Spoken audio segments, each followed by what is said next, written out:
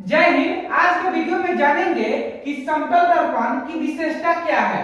तो आज हम जानने वाले हैं कि समतल दर्पण की कौन कौन सी विशेषताएं हैं। तो चलिए आपको हम इसे अच्छे तरह से समझाने की कोशिश करते हैं। उससे पहले हम जान लेते हैं कि समतल दर्पण किससे कहते हैं। तो देखिए वैसा दर्पण जिसका परावर्तक सतह समतल होता है, जिसका परावर्तक सतह क्या होता है, समतल होता है, उसे हम समतल दर्पण कहते हैं। तो चलिए आज हम इसकी समतल दर्पण जो है उसकी विशेषता कुछ लिखे हैं, तो आप लोग इसे अच्छे तरह से समझ लीजिए। देखिए समतल दर्पण का जो प्रतिबिंब होता है ना, मतलब एक नंबर में लिखे है प्रतिबिंब दर्पण के पीछे बनता है। समतल दर्पण में क्या होता है, प्रतिबिंब दर्पण के पीछे बनता है। ठीक, इसको अच्छे तरह से समझाने के लिए अगर कोई वस्तु को समतल दर्पण के जितने आगे रखते हैं उसका प्रतिबिंब उतना ही पीछे बनता है। ठीक, आप कोई समतल दर्पण लीजिए और कोई वस्तु को उसके आगे जितना रखिएगा उसका प्रतिबिंब क्या बनेगा, उतना ही पीछे बनेगा। तो वही यहाँ पे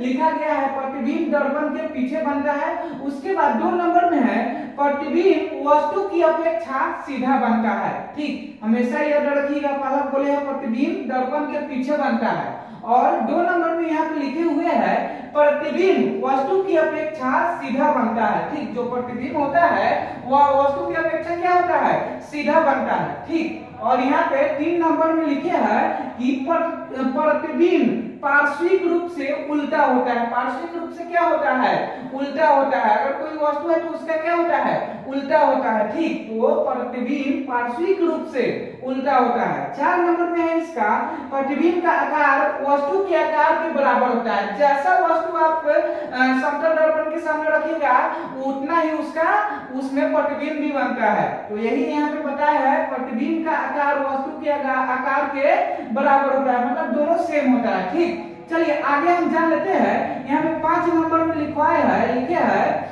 प्रतिबिंब दर्पण से उतना ही पीछा बनता है जितना वस्तु दर्पण के आगे रहता है। अगर कोई वस्तु दर्पण के आगे जितना ही आप आगे रखिएगा उसका प्रतिबिंब उतना ही पीछे रखेगा।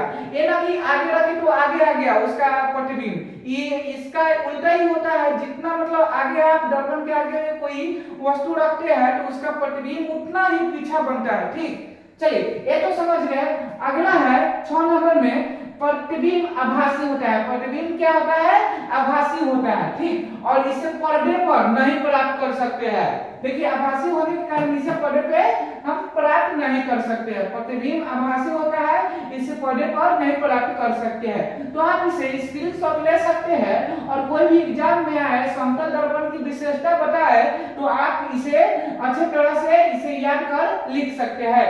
तो आज की वीडियो में